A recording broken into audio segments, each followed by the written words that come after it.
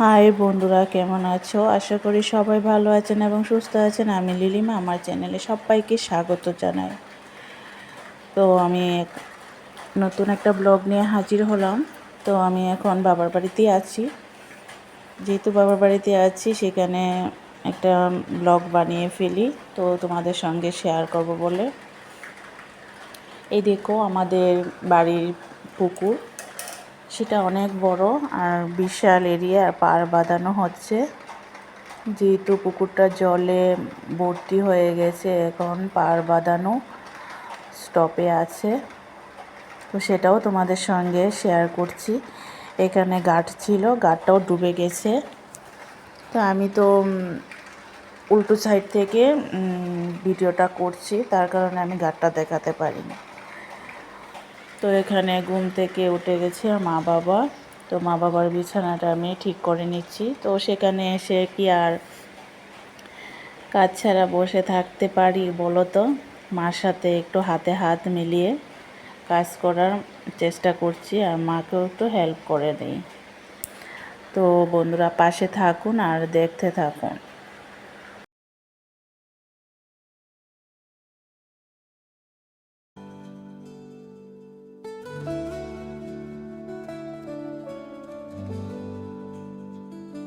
अधूरी कहानी जो न हो सकी पूरी, मिट्टी सी खुशबू हवाओं में उड़ी, सपनों के जहां में हम खो गए, दिल के फसाने राहों में रह गए।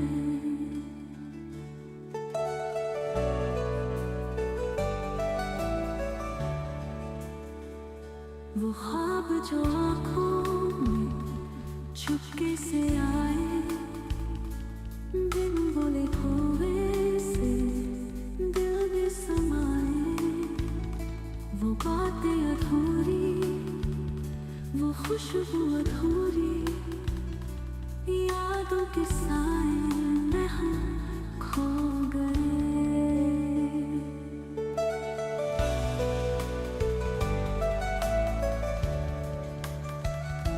अधूरी कहानी जो न हो सकी पूरी, दिल के नगमे है अब भी सूरी, कोई तो आएगा इसको मुकम्मल करेगा, कभी ना कभी वक्त ये बदलेगा।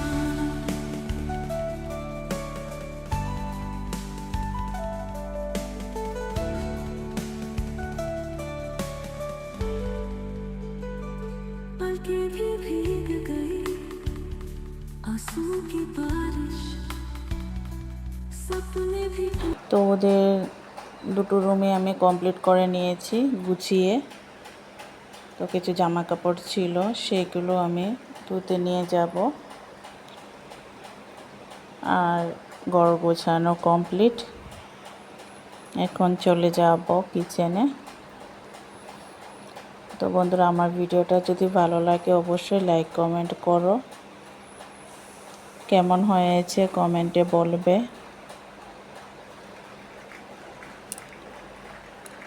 সবগুলা ঘর আমার কমপ্লিট, মানে গুছানো কমপ্লিট হয়েছে। धड़कन सुनेगी एक दिन ये ज़मीं,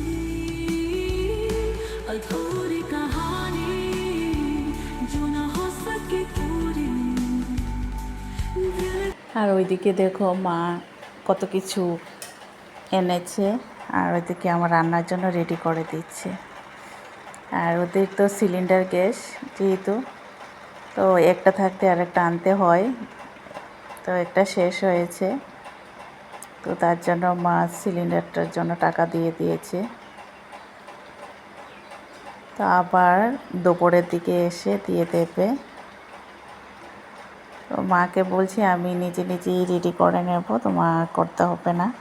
তো মা বলছে আমি রেডি হেল্প করে দিই একটু, তো রান্নাটা করে নেবে। না করছিল, তারপরও আমি বলছি আজকে আমি রান্নাটা করব।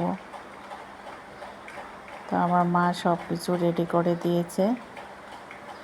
এখন আমি নেড়ে চেড়ে নামিয়ে নেব। তো মা তো বুঝতেই পারছো, মাকে কিছু বলতে হয় না। আর এদিকে গাছের আম ছিল, আম কেটে এনেছে। তো আমার ছেলে মেয়েকে বলছে তোরা এগুলো খেয়ে নে। কেটে এনে একদম মুখের সামনে দিয়েছে। একেই বলে মা, মা তো মাই হয়।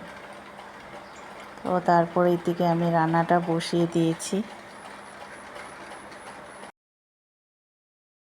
তো স্নান শেষ করি আমি কিচেনে ঢুকেছি। তো এবার মা তো সব কিছু রেডি করে দিয়েছে। তো এখন আমি নেড়ে চেড়ে নামিয়ে নেব। তো বন্ধুরা পাশে থাকে, দেখতে থাকুন কি কি রান্না হচ্ছে।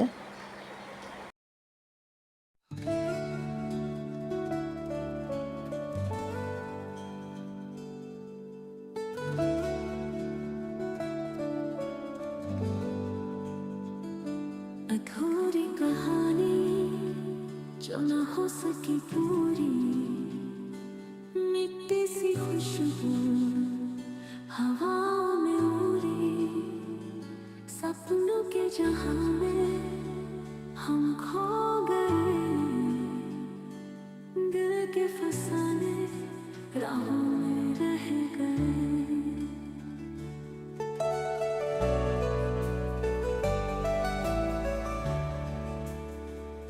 वो ख्वाब जो आँखों में चुपके से आए।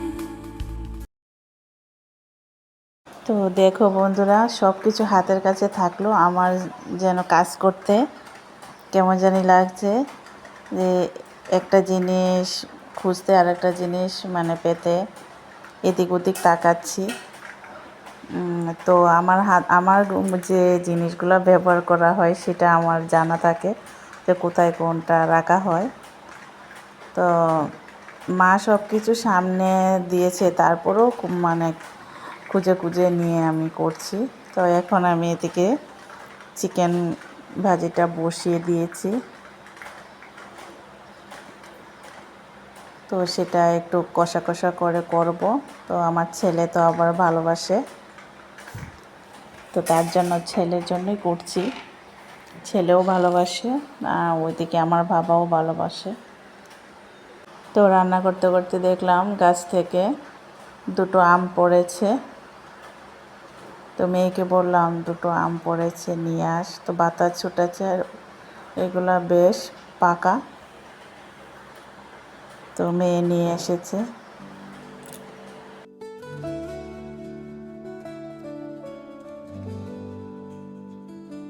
अधूरी कहानी जो न हो सकी पूरी, मिट्टी सी खुशबू हवाओं में उड़ी, सपनों के जहां में हम खो गए। তো রান্নাটা বসিয়ে দিয়ে আমি কিছু বাসন ছিল, বাসনগুলো ধুয়ে নিচ্ছি। তো রান্না প্রায় মোটামুটি শেষের পথেই। তো বাসন জমিয়ে কাজ করাটা আমার ভালো লাগে না। তো এদিকে রান্নাবান্না শেষ করে আমি এখন ঘরটা ঝাড়ু দিয়ে নেব, তারপর মুছে নেব। তো ঘর মোছাটা তোমাদের সঙ্গে শেয়ার করিনি, সবগুলো স্টেপ বাই স্টেপ আমি তুলতে পারিনি। আর এদিকে দেখো যে ফাঁকা জমিটা ছিল, এই ফাঁকা জমিতে ধান লাগাবে। তো তোমাদের আগেই দেখিয়েছি জমিটা। তো ট্রাক্টর দিয়ে সেই জমিটা উর্বর করছে, সেখানে ধান গাছ লাগাবে। তো সেই শ্রাবণ মাসে যে ধান উঠে সেই ধান গাছ লাগানো হবে। তো ট্রাক্টর দিয়ে জমিটা উর্বর করছে। এখানে তিনখানা ক্ষেত আছে। তো সেখানে তিনখানা ক্ষেতে ধান লাগানো হবে। তো সেই ধানগুলা শ্রাবণ মাসের দিকে শেষের দিকে উঠবে। আর এদিকে দেখো আমার রান্নাবান্না কমপ্লিট হয়েছে, আর তোমাদের সঙ্গে একটু শেয়ার করে নিই। কেমন হয়েছে অবশ্যই কমেন্টে বলো। তো এখন খাবারের পালা, খাবার দিয়ে দেব। তো সবাই স্নান করে এসেছে, এখন খাবার দিয়ে দেব। তো সবার জন্য খাবারটা বেড়ে নিয়েছি। তো ওরা বলছে টেবিলে খাবে না, টিভি দেখে দেখে খাবে। তো আমিও বলছি ঠিক আছে, তোদের যেভাবে ভালো লাগে সেভাবেই খা।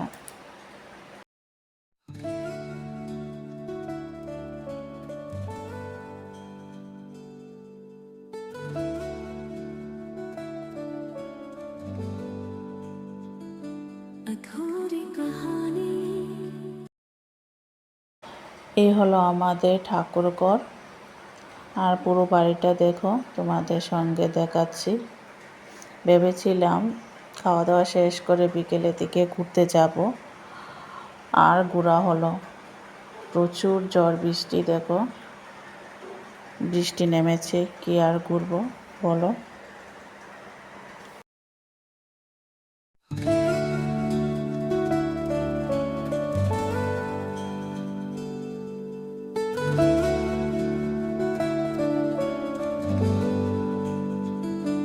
अधूरी कहानी जो न हो सकी এটা হলো আর একটা পুকুর। আর এদিকে বৃষ্টি থামার পর আমার ছেলে সাইকেল চালানোর জন্য বারবার বলছিল যে সাইকেল চালাবার, এখানে তো সমান মানে সমতল জায়গা আর রোড আছে। তো বাড়িতে যখন থাকে ও তো বাড়িতেই সাইকেল চালায়। তো বিকেলের দিকে ও সাইকেল চালাচ্ছে।